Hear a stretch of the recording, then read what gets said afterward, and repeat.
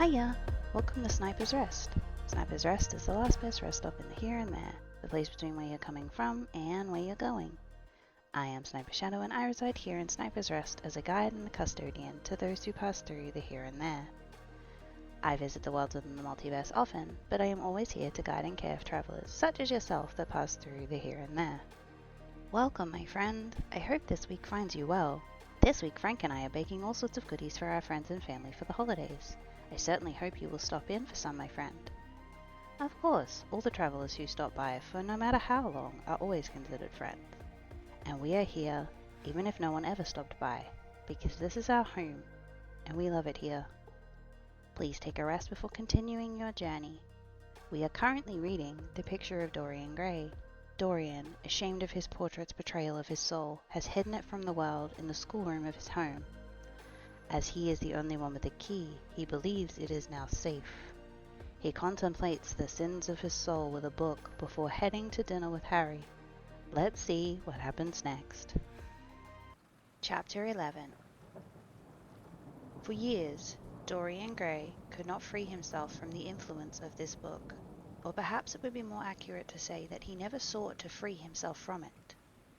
He procured from Paris no less than 9 large paper copies of the first edition, and had them bound in different colors, so that they might suit his various moods and the changing fancies of their nature, over which he seemed at times to almost entirely lost control. The hero, the wonderful young Parisian, in whom the romantic and the scientific temperaments were so strangely blended, became to him a kind of prefiguring type of himself, and indeed the whole book seemed to him to contain the story of his own life, written before he had lived it. In one point, he was more fortunate than the novel's fantastic hero.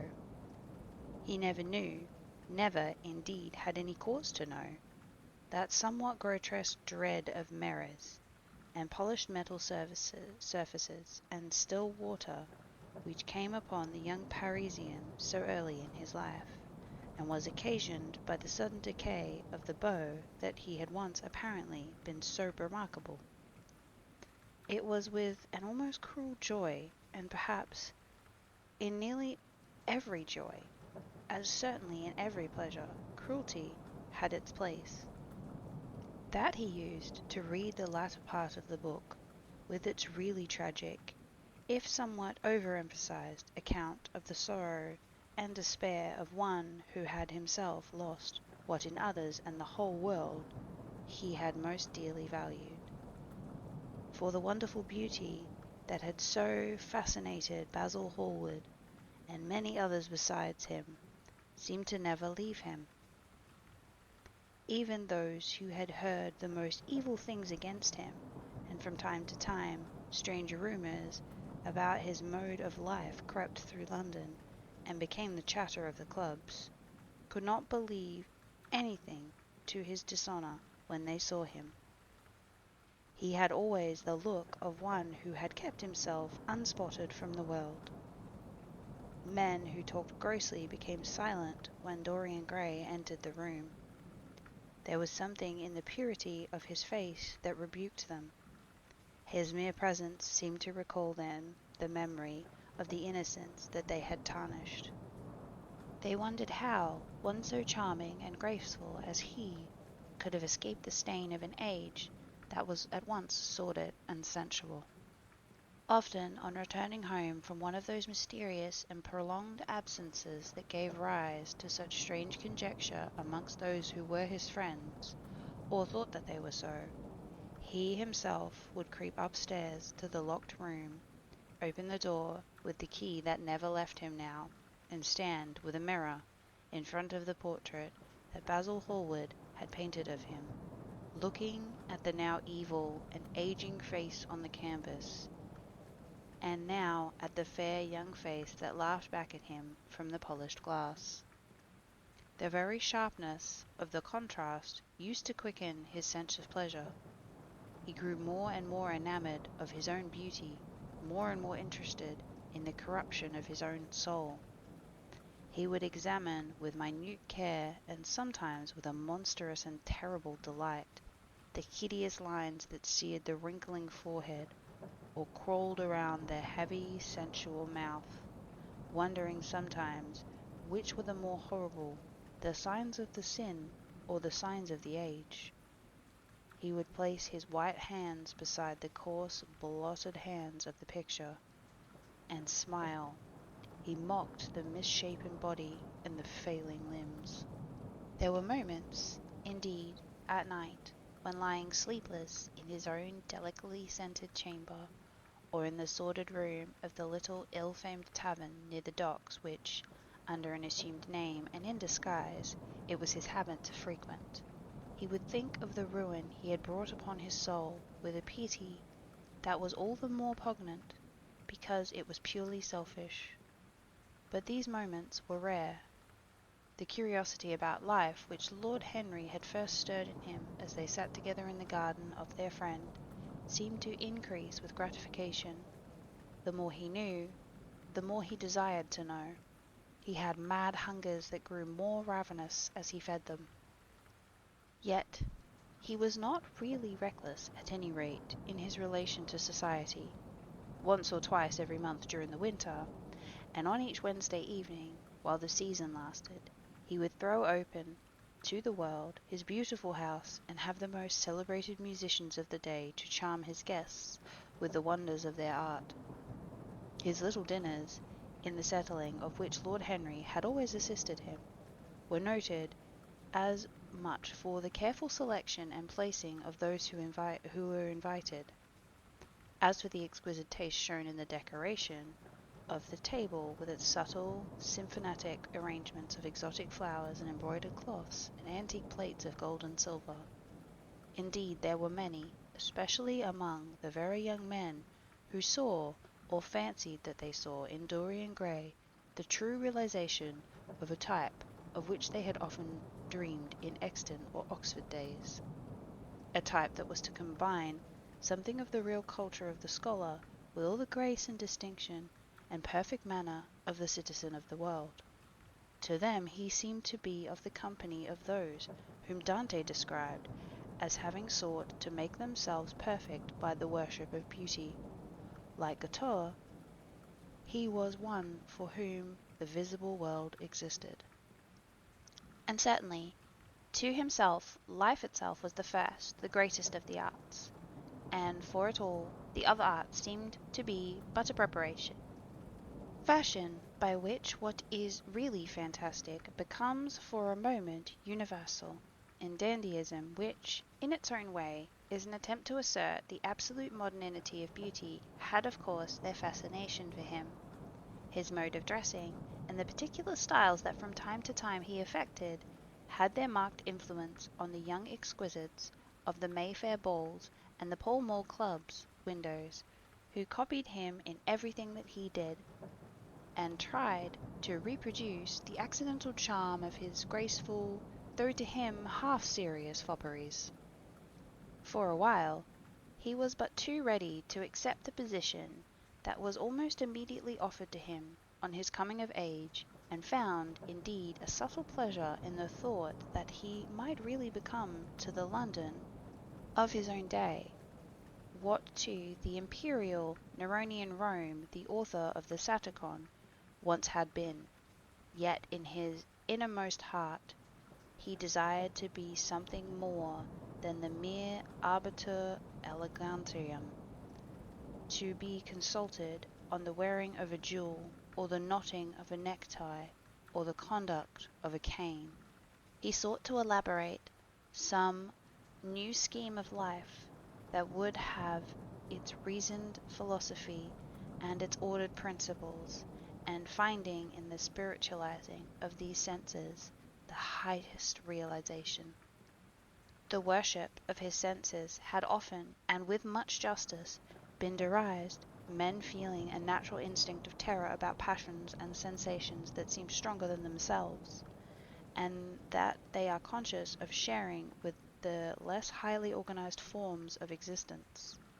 But it appeared to Dorian Gray that the true nature of the senses had never been understood, and that they had remained savage and animal merely because the world had sought to starve them into submission or to kill them by pain, instead of aiming at making them elements of a new spirituality, of which a fine instinct for beauty was to be the dominant characteristic. As he looked back upon man moving through history, he was haunted by a feeling of loss. So much had been surrendered, and to such little purpose. There had been mad, wilful rejections, monstrous forms of self-torture and self-denial, whose origin was fear and whose result was a degradation indefinitely more terrible than the fancied degradation from which their ignorance had sought to escape. Nature, in her wonderful irony, driving out the anchorite to feed the wild animals of the desert and giving to the hermit the beasts of the field as his companions. Yes, there was to be, as Lord Henry had prophesied, a new hedonism that was to recreate life and to save it from the harsh, uncomely puritanisms that is having, in our own day, its curious revival. It was to have its service of the intellect, certainly, yet it was never to accept any theory or system that would involve the sacrifice of any mode of passionate experience. Its aim, indeed, was to be the experience itself, not the fruits of experience, bitter or sweet as they might be, of the asceticism that deadens the senses, as of the vulgar profligacy that dulls them. It was to know nothing.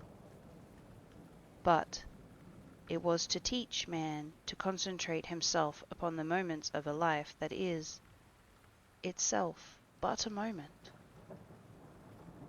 There are few of us who have not sometimes wakened before dawn, either after one of those dreamless nights that make us almost enamored of death, or one of those nights of horror and misshapen joy, when through the chambers of the brain sweep the phantoms more terribly than reality itself, and instinct with that vivid life that lurks in all grotesques, and that lends to the Gothic art of enduring vitality, this art being, one might fancy, especially the art of those whose minds have been troubled with the malady of Revere.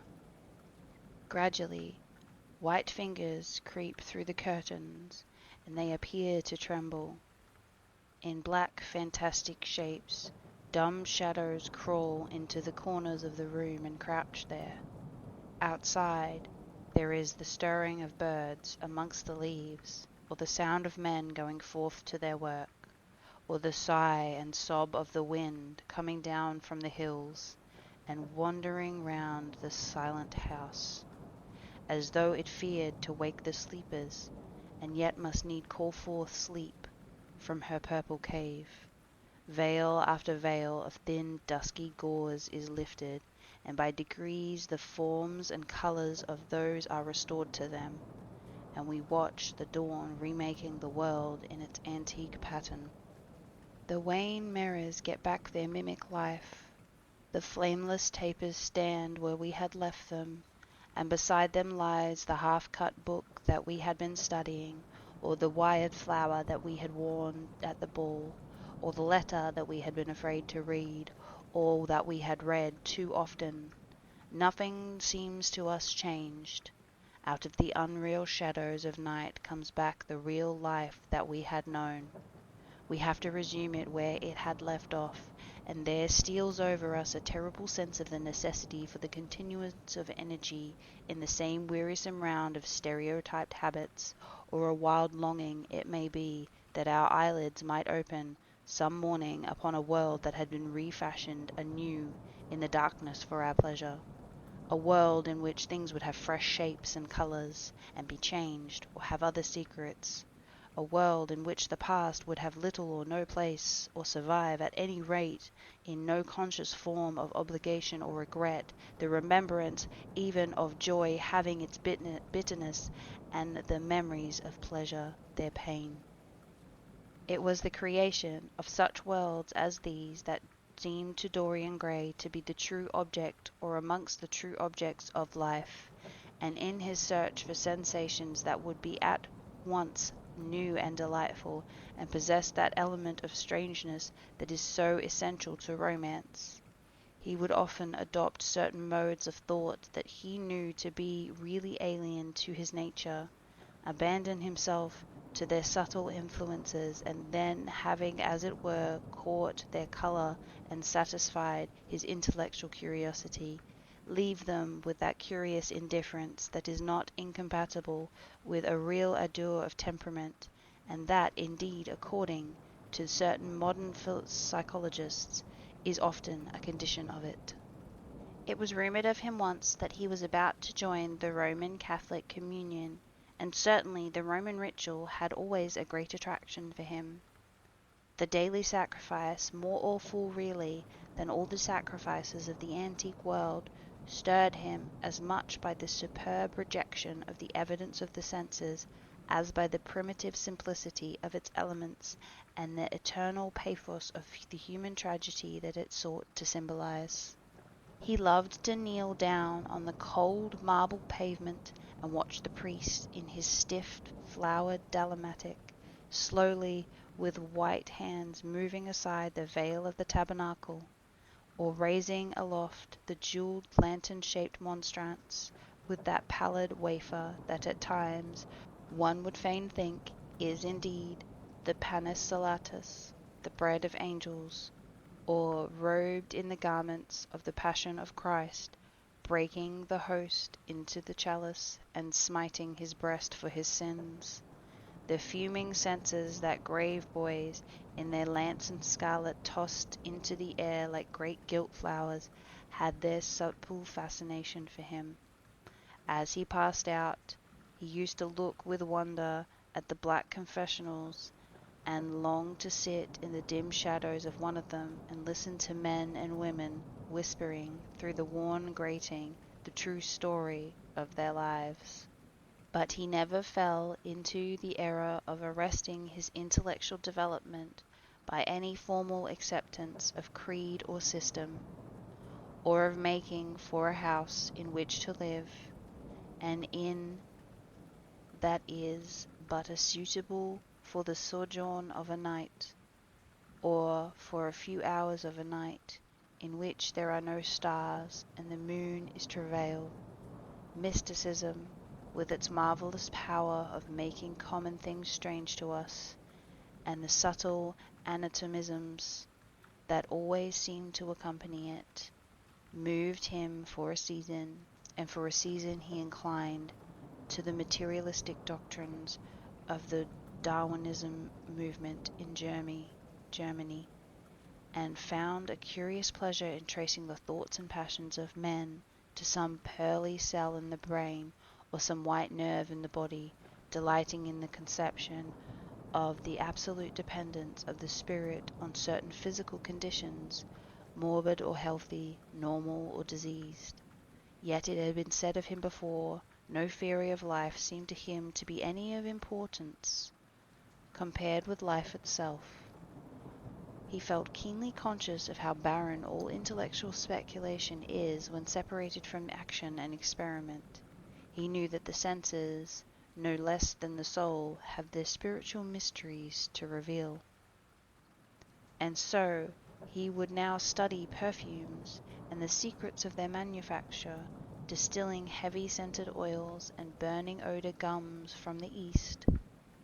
He saw that there was no mood of the mind that had not its counterpart in the sensuous life, and set himself to discover their true relations, wondering what there was in frankincense that made one mystical, and in ambergris that stirred one's passions, and in violets that woke the memory of dead romances, and in musk that troubled the brain, and in champak that stained the imagination, and seeking often to elaborate a real psychology of perfumes, and to estimate the several influences of sweet-smelling roots and scented pollen-laden flowers, of aromatic blends, and of dark and fragrant woods, of spikenard that sickens, of Havania that makes men mad, of aloes that are said to expel melancholy from the soul.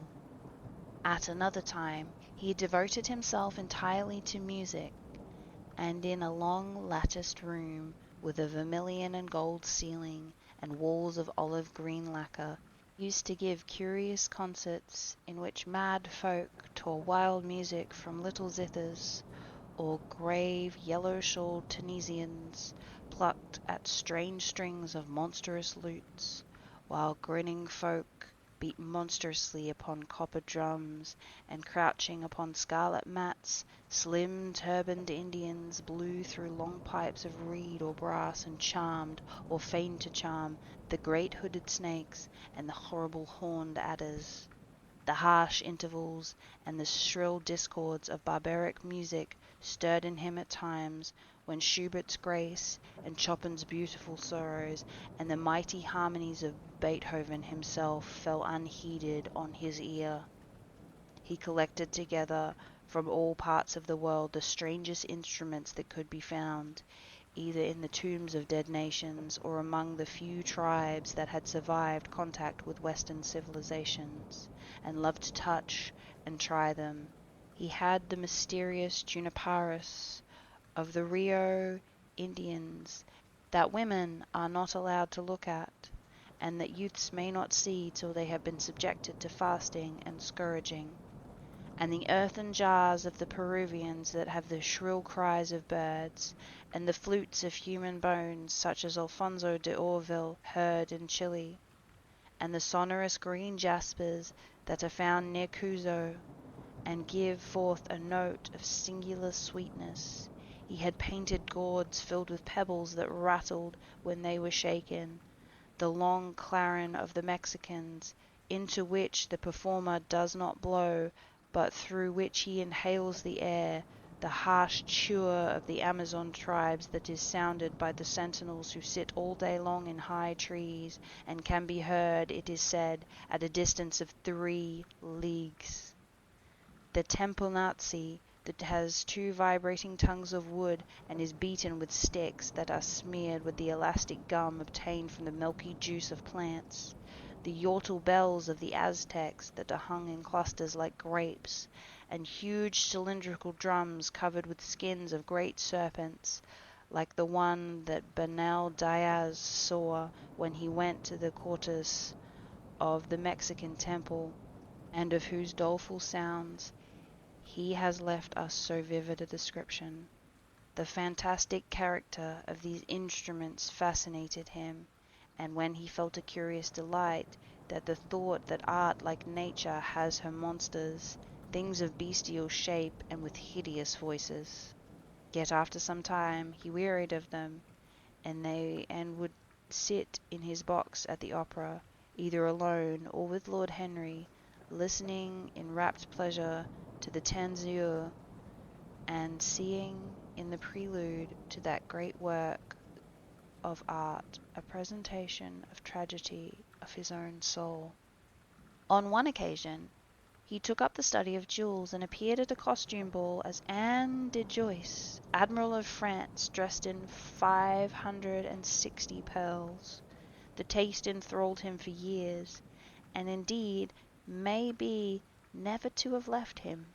He would often spend a whole day settling and resettling in their cases the various stones he had collected, such as the olive green chrysoberyl that turns red by lamplight, the ceophane with its wire-like line of silver, the pistachio-colored peridot, the rose-pink and wine-yellow topazes, carbuncles of fiery scarlet with tremulous 4-rayed stars, flame-red cinnamon stones, orange and violet spinels, and amethysts with their alternate layers of ruby and sapphire. He loved the red and gold of sunstone, and the moonstone's pearly whiteness, and the broken rainbow of the milky opal. He procured from Amsterdam 3 emeralds of extraordinary size and richness of color, and had a turquoise de la Rocher that was the envy of all the connoisseurs. He discovered the wonderful stories also about jewels. In Alfonso's Clericalis Disciplina, a serpent was mentioned with the eyes of real jacinth, and in the romantic history of Alexander, the conqueror of Emathia, was said to have found in the vale of Jordan snakes, with collars of real emeralds growing on their backs.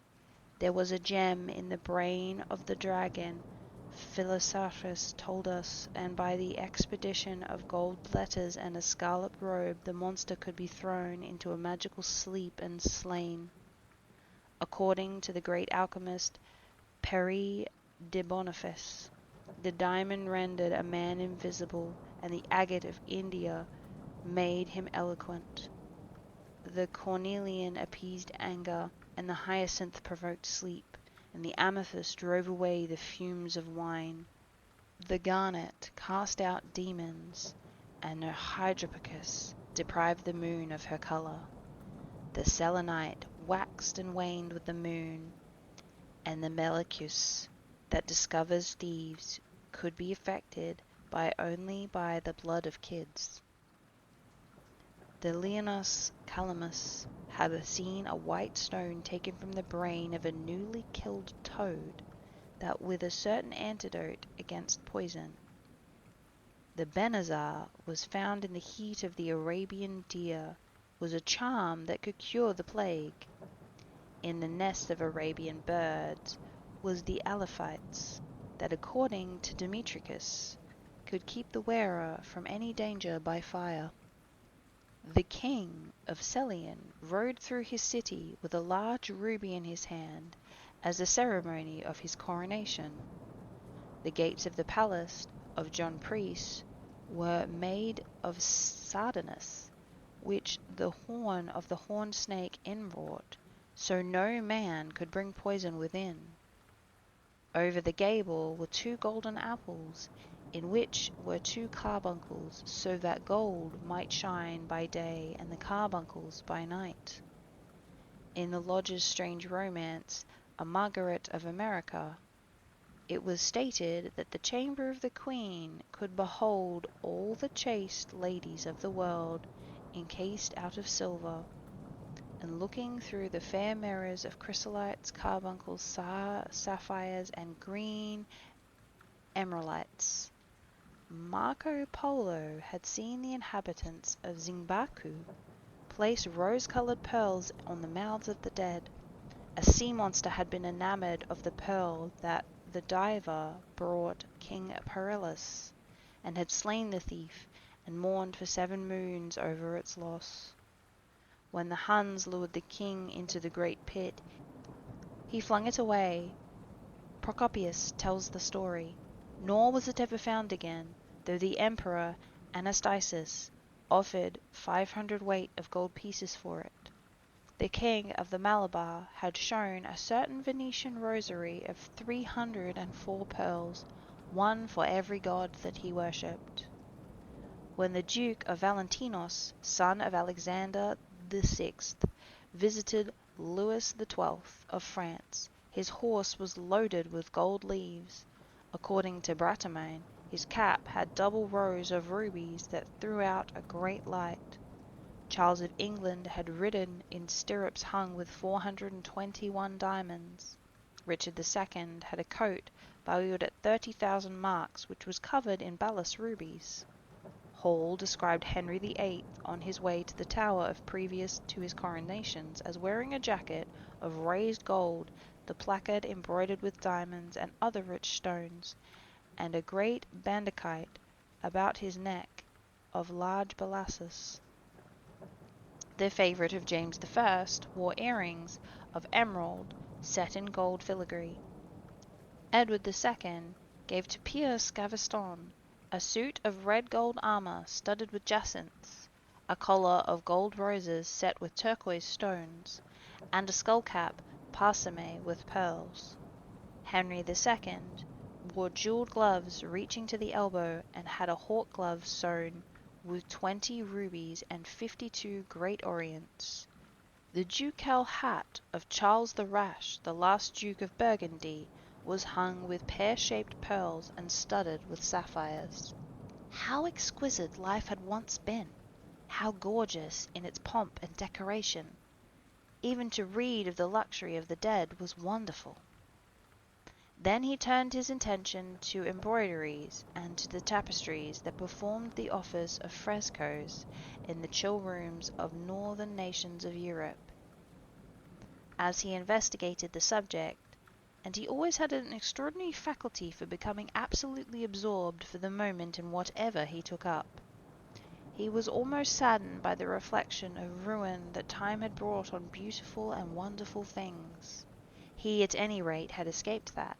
Summer followed summer, and the yellow jonquils bloomed and died many times, and the nights of horror repeated the story of their shame, but he was unchanged. No winter marred his face or stained his flower-like bloom. How different it was with material things! Where had they passed to? Where was the great crocus-coloured robe, or on which the gods fought against the giants, that had been worked by girls for the pleasure of Athena? Where the huge velarium that Nero had stretched across the Colosseum at Rome, that Titan sail of purple on which was represented the starry sky, and Apollo driving a chariot drawn by white gilded reined steeds? He longed to see the curious table napkins wrought for the priest of the sun, on which were displays of dainties and viands that could be wanted for a feast, the mortuary cloth of King Chilperic, with its 300 golden bees, the fantastic robes that excited the indignation of the Bishop of Pontus, and were figured with lions, panthers, bears, dogs, forests, rocks, hunters, all, in fact, that a painter can copy from nature.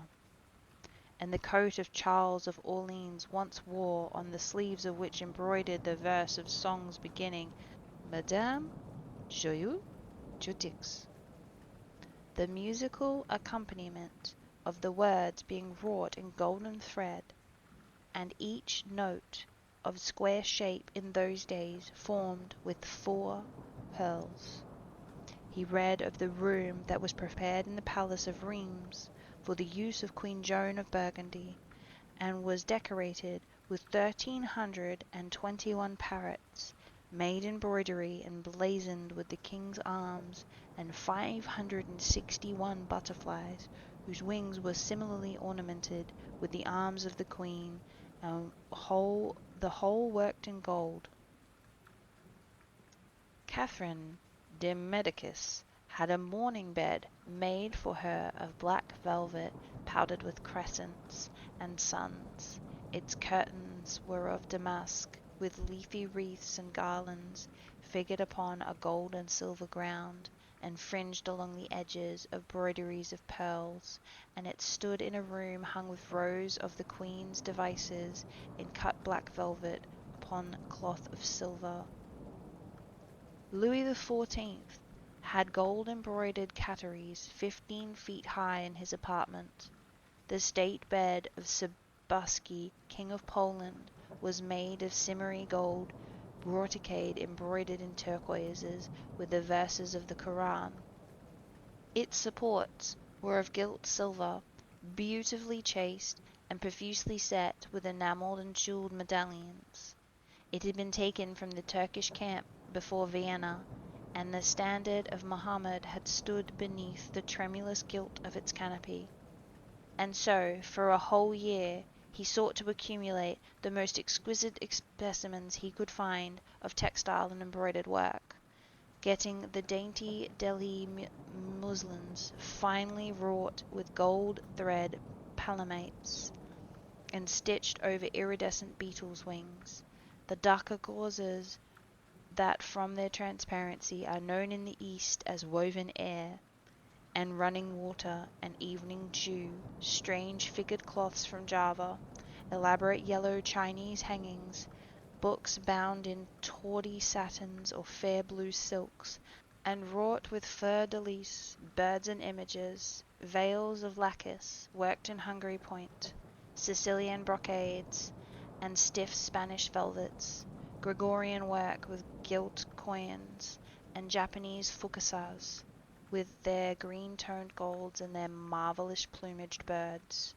He had a special passion also for celestial vestments, and indeed he had for everything connected with the service of the church. In the long cedar chest that lined the west gallery of his house he had stored away many rare and beautiful specimens of what is really the remnant of the Bride of Christ, who must wear purple and jewels and fine linen that she may hide in the pallid, macerated body that is worn by the suffering that she seeks for and wounded by self-inflicted pain. He possessed a gorgeous cope of crimson silk and gold-threaded damask, figured with a repeating pattern of gold pomegranates set in a six-petaled formal blossoms, beyond which on either side was the pineapple device wrought in seed pearls. The offerings were divided into panels representing scenes from the life of the Virgin, and the coronation of the Virgin was figured in coloured silks upon the hood. This was Italian work of the 15th century. Another cope was of green velvet embroidered with heart-shaped groups of anthocus leaves, from which spread long-stemmed white blossoms, the details of which were picked out with silver thread and coloured crystals. The morse bore the seraph's head in gold thread raised work. The offerings were woven in a diaper of red and gold silk, and was starred with medallions of many saints and martyrs, among whom was Saint Sebastian. He had chasubles of amber-coloured silk and blue silk and gold brocade and yellow silk damask and cloth of gold, figured with representations of the Passion and Crucifixion of Christ, and embroidered with the lions and peacocks and other emblems dalmatics of white satin and pink silk damask, decorated with tulips and dolphins and fleur-de-lis, altar frontals of crimson velvet and blue linen, and many corporeals, chalice veils, and sundera. In the mystic offices to which such things were put, there was something that quickened his imagination. For these treasures, and everything that he collected in his lovely house, were to be to him means of forgetfulness, modes by which he could escape for a season from the fear that seemed to him at times to be almost too great to be borne. Upon the walls of the lonely locked room where he had spent much of his boyhood, he had hung with his own hands the terrible portrait whose changing features showed him the real degradation of his life, and in front of it he had draped a purple and gold pall as a curtain. For weeks he would not go there. He would forget the hideous painted thing, and get back his light heart, his wonderful joyousness, his passionate absorption in mere existence. Then suddenly, some night he would creep out of the house, go down to the dreadful places near the Blue Gate Fields and stay there, day after day, until he was driven away. On his return he would sit in front of the picture, sometimes loathing it and himself, but filled with other times with that pride of individualism that is half fascination of sin, and smiling with secret pleasure at the misshapen shadow that had to bear the burden that should have been his own. After a few years he could not endure to be out of England, and gave up the villa that he had shared at Trouville with Lord Henry, as well as the little white walled-in house at Algiers, where they had more than once spent the winter. He hated to be separated from the picture that was a part of his life, and was also afraid that during his absence someone might gain access to the room, in spite of the elaborate bars that he had caused to be placed upon the door. He was quite conscious that this would tell him nothing. It was true that the portrait still preserved, under all the foulness and ugliness of the face, its marked likeness to himself. But what could they learn from it? He would laugh at anyone who tried to taunt him. He had not painted it. What was it to him how vile and full of shame it looked? Even if he told them, would they believe it? Yet he was afraid. Sometimes, when he was down at his Grace House in Nottinghamshire, entertaining the fashionable young men of his own rank, who were his chief companions, and astounding the country by the wanton luxury and gorgeous splendour of his mode of life, he would suddenly leave his guests and rush back to town to see that the door had not been tampered with and that the picture was still there. What if it should be stolen? The mere thought made him cold with horror. Surely the world would know his secret then. Perhaps the world already suspected it. For a while he fascinated many. There were not few who distrusted him. He was very nearly blackballed at a West End club, of which his birth and social position fully entitled him to become a member, and it was said on one occasion, when he was brought by a friend into the smoking-room of the Churchill, the Duke of Berwick and another gentleman got up in a marked manner and went out. Curious stories became current about him after he had passed his 25th year. It was rumoured that he had been seen brawling with foreign sailors in a low den in the distant parts of Whitechapel, and that he consorted with thieves and coiners, and knew the mysteries of their trade.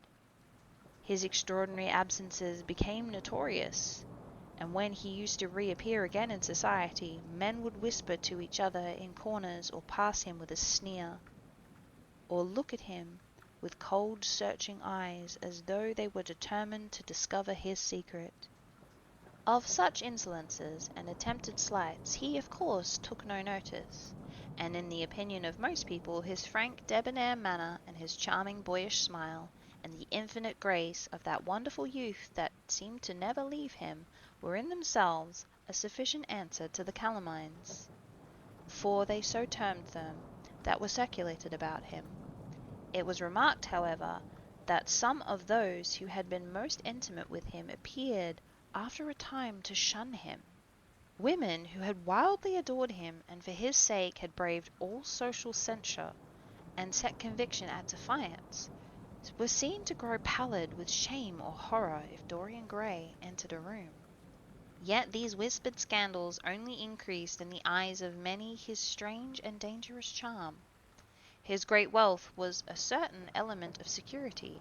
Society, civilized society at least, is never ready to believe anything to the detriment of those who are both rich and fascinating. It feels instinctively that manners are of more importance than morals, and in its opinion the highest respectability is of much less value than the possession of a good chef.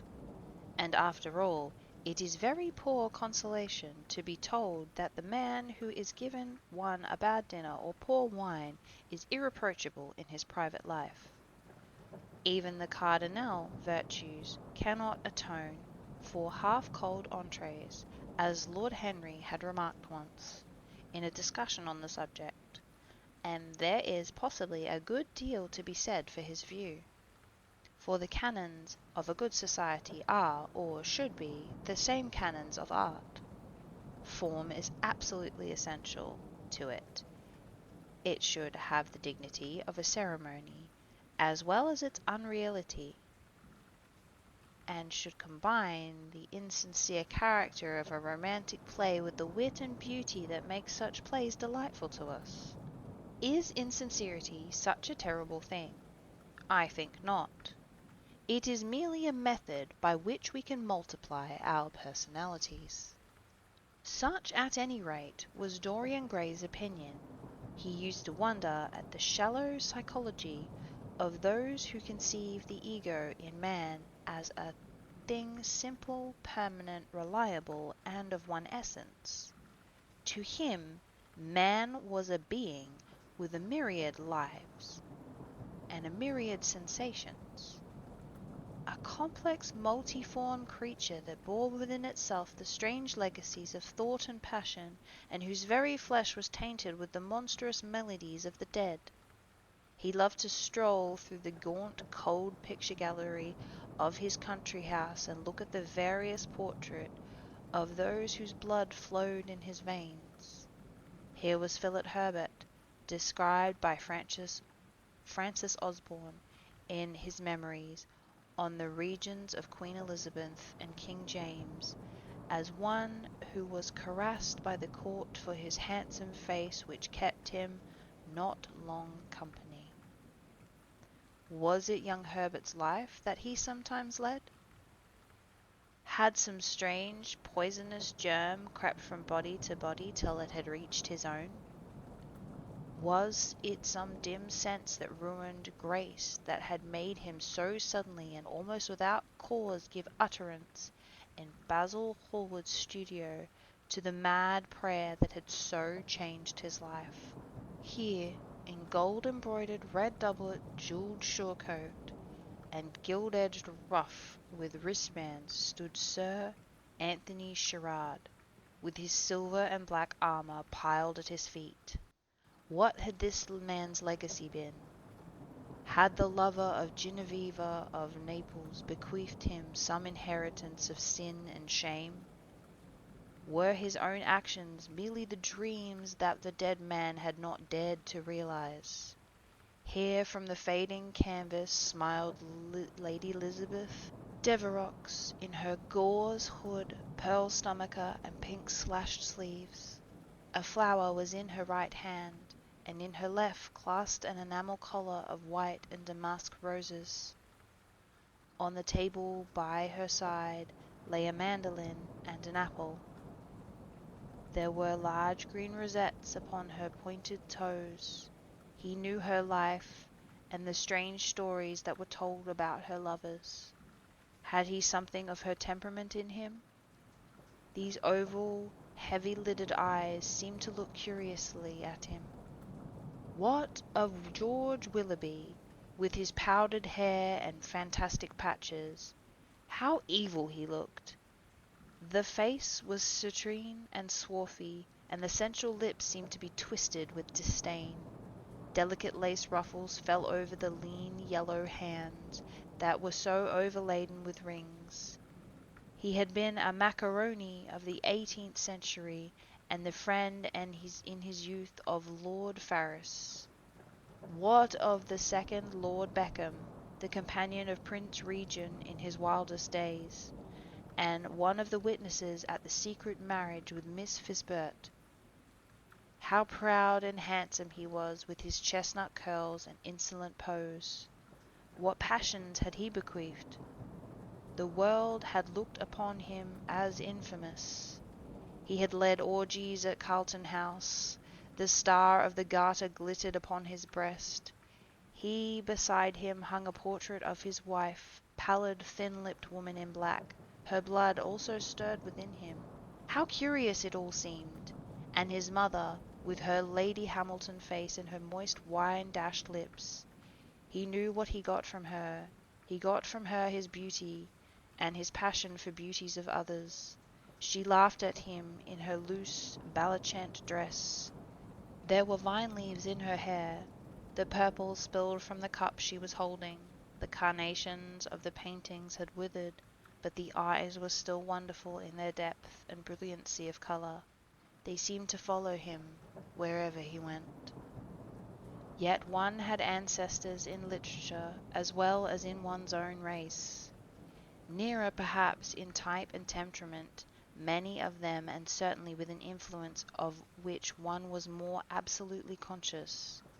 There were times when it appeared to Dorian Gray that the whole history was merely the record of his own life, not as he had lived it in act and circumstances, but as his imagination had created it for him, as it had been in his brain and in his passions.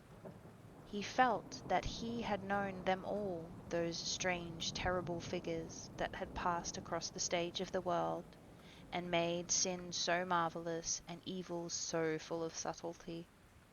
It seemed to him that in some mysterious way their lives had been his own. The hero of the wonderful novel that had so influenced his life had himself known this curious fancy. In the 7th chapter he tells how, crowned with laurel lest lightning might strike him, he sat as Tiberius in a garden at Capri, reading the shameful books of Elephantis, while peacocks strutted around him, and the flute-player mocked the swinger of the censer.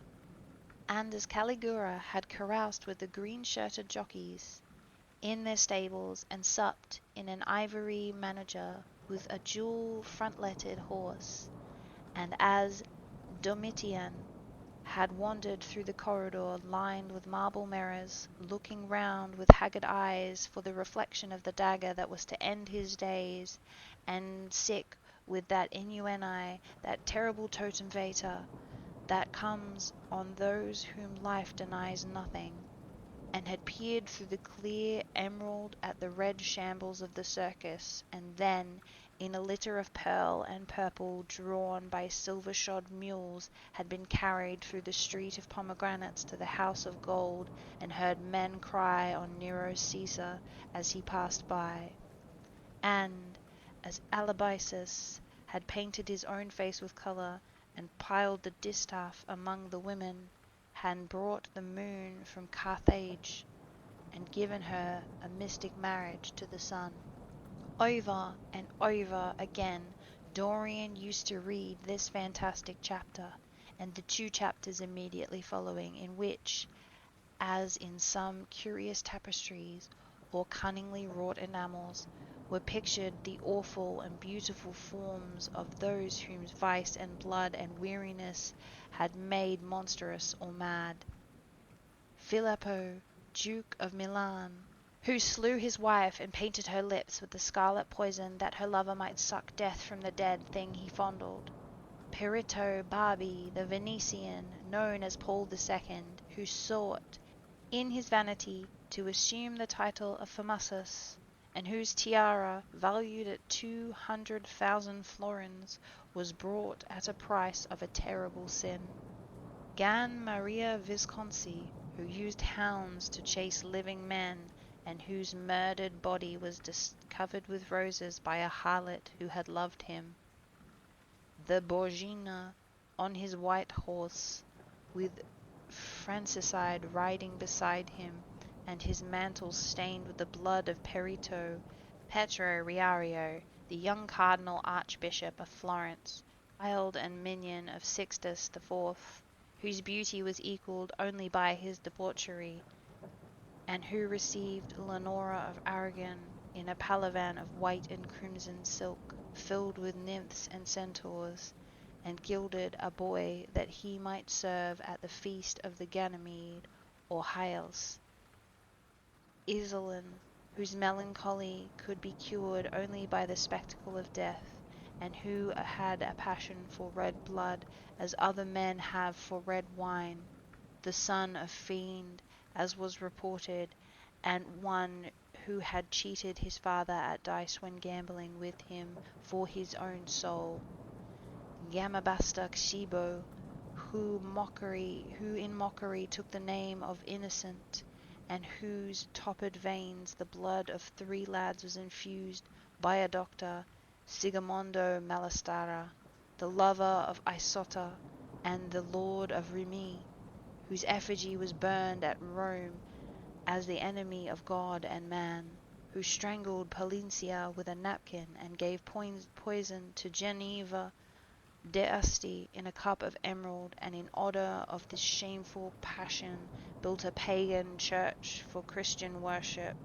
Charles VI, who had so wildly adored his brother's wife that the leper had warned him of the insanity that was coming on to him, and who, when his brain had sickened and grown strange, could only be soothed by Sacrican cards painted with the images of love and death and madness, and in his trimmed jerkin and jewelled cap and antique-like curls, Goffinato Balagaloni, who slew Arasota with his bride and Semetrio with his page, whose comeliness was such that, as he lay dying in the yellow piazza of Perugia. Who had hated him could not choose but to weep, and Atlanta, who cursed him, blessed him. There was a horrible fascination in them all. He saw them at night, and they troubled his imagination in the day. The Renaissance knew of strange manners of poisoning by a helmet, by a lighted torch, by an embroidered glove, and the jeweled fan, by a gilded pomander or an amber chain. Dorian Gray had been poisoned by a book. There were moments when he looked on evil simply as a mode through which he could realize the conception of the beautiful. Chapter 12. It was on the 9th of November, the eve of his own 38th birthday, as he often remembered afterwards. He was walking home about 11 o'clock from Lord Henry's, where he had been dining, and was wrapped in heavy furs, as the night was cold and foggy. At the corner of Grosvenor Square and South Audley Street, a man passed him in the mist, walking very fast, and with the collar of his grey ulster turned up. He had a bag in his hand. Dorian recognized him. It was Basil Hallward.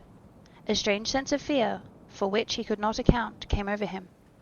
He made no sign of recognition, and went on quickly in the direction of his own house. But Hallward had seen him. Dorian heard him first stopping on the pavement, and then hurrying after him. In a few moments a hand was on his arm. "Dorian, what an extraordinary piece of luck! I have been waiting for you in your library ever since 9 o'clock. Finally I took pity on your tired servant and told him to go to bed, as he let me out. I am off to Paris by the midnight train, and I particularly wanted to see you before I left. I thought it was you, or rather your fur coat, as you passed me, but I wasn't quite sure. Didn't you recognize me?" "In this fog, my dear Basil, I can't even recognize Grosvenor Square. I believe my house is somewhere about here, but I don't at all feel certain about it. I am sorry you are going away, as I have not seen you for ages, but I suppose you will be back soon?" "No, I'm going out of England for 6 months. I intend to take a studio in Paris and shut myself up until I have finished a great picture I have in my head. However, it wasn't about myself I wanted to talk. Here we are at your door. Let me come in for a moment. I have something to say to you." "I shall be charmed. But won't you miss your train?" said Dorian Gray languidly, as he passed up the steps and opened the door with his latchkey. The lamplight struggled out through the fog, and Hallward looked at his watch. "I have heaps of time," he answered. "The train doesn't go until 12:15, and it's only just 11. In fact, I was on my way to the club to look for you when I met you. You see, I shan't have any delay about luggage, as I have sent on my heavy things. All I have with me is this bag, and I can get easily to Victoria in 20 minutes. Dorian looked at him and smiled. What a way for a fashionable painter to travel. A Gladstone bag and an ulster. Come in, or the fog will get into the house. And mind you, don't talk about anything serious. Nothing is serious nowadays. At least, nothing should be. Hallward shook his head as he entered, and followed Dorian into the library. There was a bright wood fire blazing in the open hearth, the lamps were lit, and an open Dutch silver spirit case stood, with some siphons of soda water and large cut glass tumblers, on a little marquette table. "You see, your servant made me quite at home, Dorian. He gave me everything I wanted, including your best gold-tipped cigarettes. He's a most hospitable creature. I like him much better than the Frenchman you used to have. What has become of the Frenchman, by the by?" Dorian shrugged his shoulders. "I believe he married Lady Radley's maid, and has established her in Paris as an English dressmaker.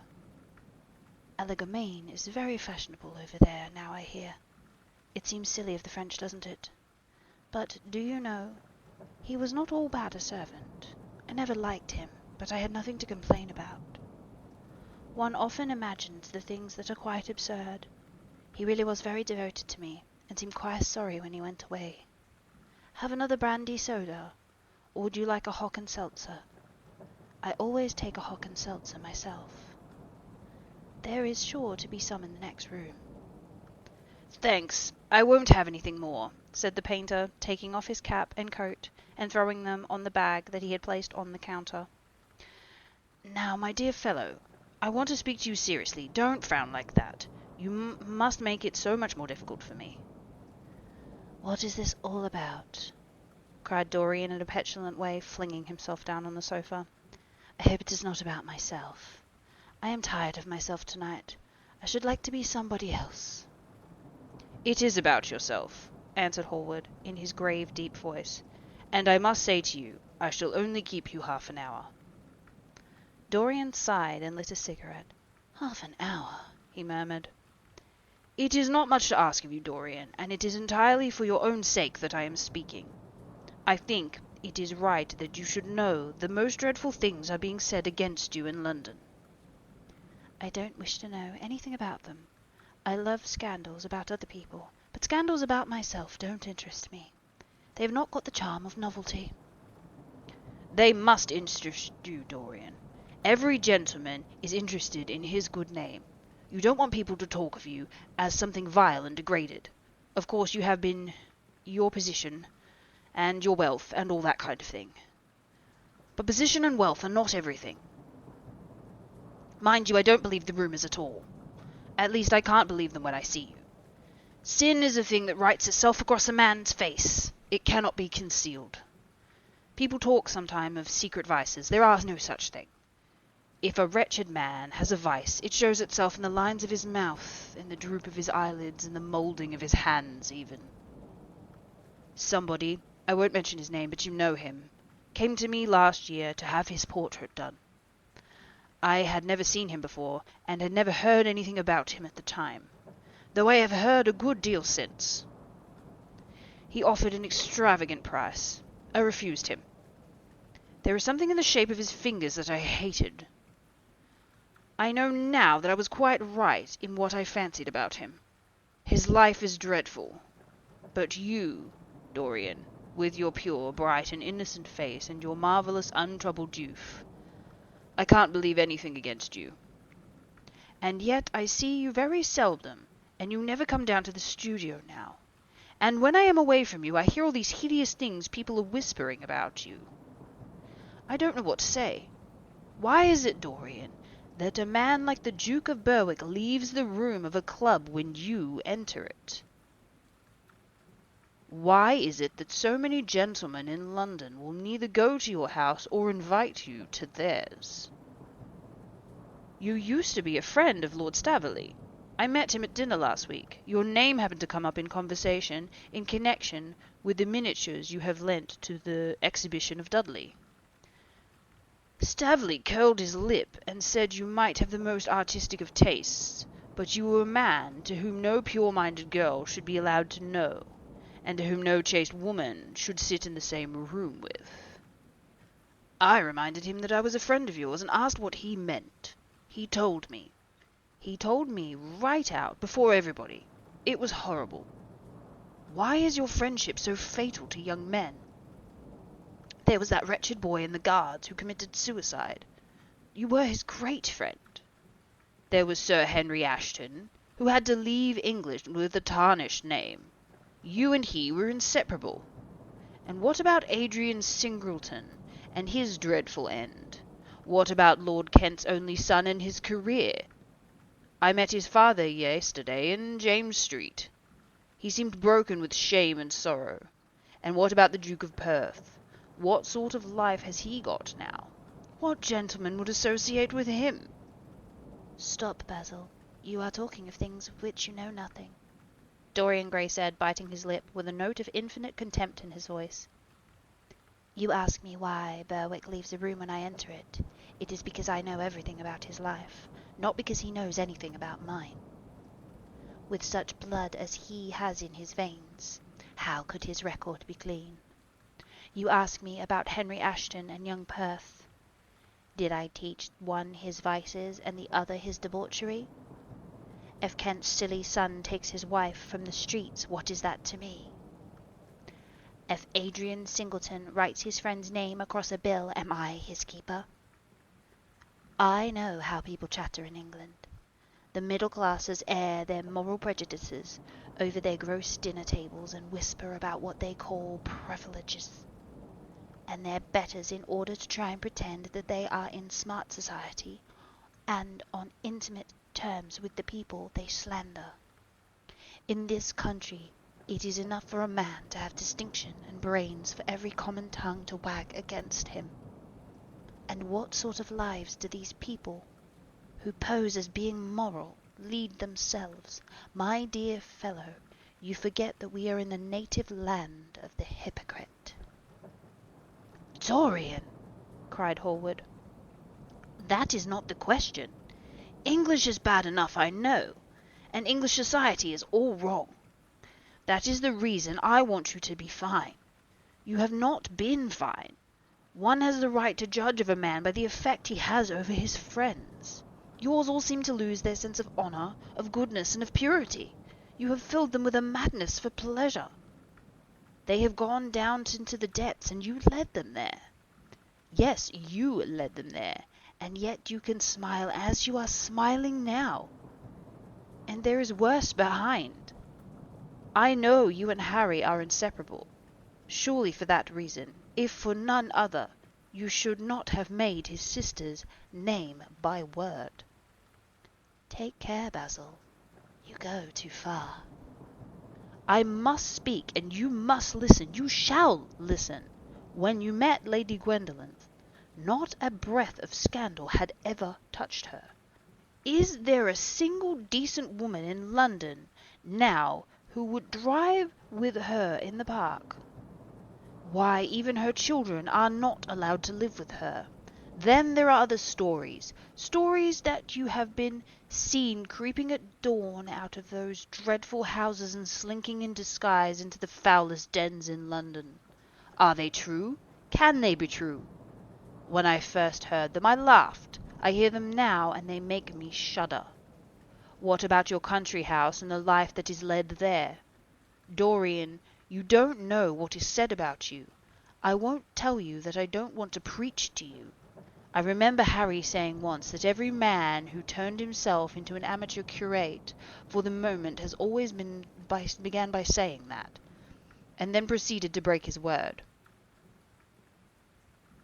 I do want to preach to you. I want you to lead such a life as will make the world respect you. I want you to have a clean name and a fair record. I want you to get rid of the dreadful people you associate with. Don't shrug your shoulders like that. Don't be so indifferent. You have wonderful influence. Let it be for good, not for evil. They say you corrupt everyone with whom you become intimate, and that it is quite sufficient for you to enter a house for shame of some kind to follow after. I don't know whether it is so or not. How should I know? But it is said of you. I am told things that seem impossible to doubt.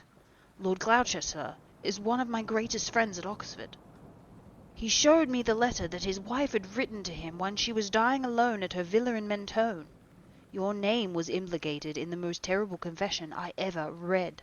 I told him that it was absurd, and that I knew you thoroughly and you were incapable of anything of the kind. Know you? I wonder. Do I know you? Before I could answer that, I should have to see your soul. To see my soul, muttered Dorian Gray, staring up from the sofa and turning almost white with fear. Yes, answered Hallward gravely, with his deep-toned sorrow in his voice. To see your soul, but only God can do that. A bitter laugh of mockery broke from the lips of the younger man. You shall see it yourself tonight, he cried, seizing a lamp from the table. Come. It is your own handiwork. Why shouldn't you look at it? You can tell the world all about it afterwards if you choose. Nobody will believe you. If they did believe you, they would all look at me better for it. I know the age better than you do, though you will prate about it so tediously. Come, I tell you, you have chattered enough about corruption. Now you should look upon it face to face. There was a madness of pride in every word that he uttered. He stamped his foot upon the ground in a boyish, insolent manner. He felt a terrible joy at the thought of someone else to share his secret, and that the man who had painted the portrait, that was the origin of all his shame, would be the burden for the rest of his life of the hideous memory of what he had done. Yes, he continued, coming closer and looking steadfastly into his stern eyes. I shall show you my soul. You shall see the thing that you fancy only God can see. Hallward stared back. This is blasphemy, Dorian, he cried. You must not say things like that. They are horrible, and they don't mean anything. You think so? He laughed again. I know so. And what I said to you tonight, I said it for your good. You know I have always been a stanch friend to you. Don't touch me. Finish what you have to say. A twisted flash of pain shot across the painter's face. He paused for a moment. A wild feeling of pity came over him. After all, what right did he have to pry into the life of Dorian Gray? If he had done a tithe of what was rumoured about him, how much he must have suffered. Then he straightened himself up, walked over to the fireplace, and stood there, looking at the burning logs, with their frost-like ashes, and the throbbing cores of the flame. I am waiting, Basil, said the young man in a hard, clear voice. He turned round. What I have to say is this, he cried. You must give me an answer to the horrible charges that are made against you. If you tell me that they are absolutely untrue from beginning to end, I shall believe you. Deny them, Dorian, deny them. Can't you see what I'm going through? My God! Don't tell me you are bad, and corrupt, and shameful. Dorian Gray smiled. There was a curl of contempt on his lips. Come upstairs, Basil, he said quietly.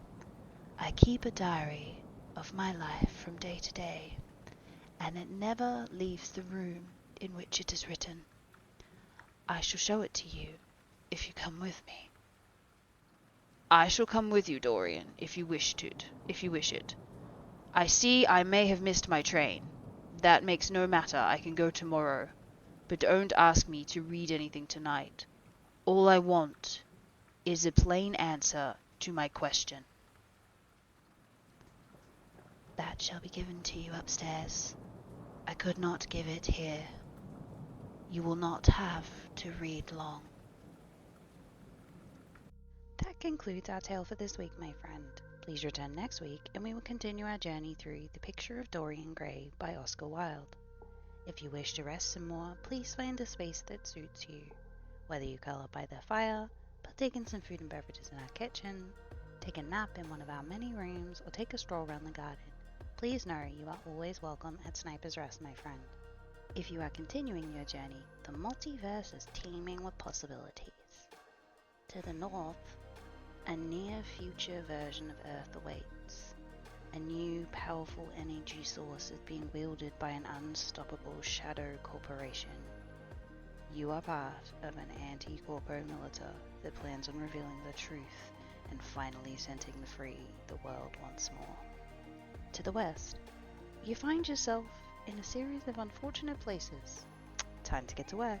Discover magical attacks, brew yourself some zombie coffee, and let's get to it.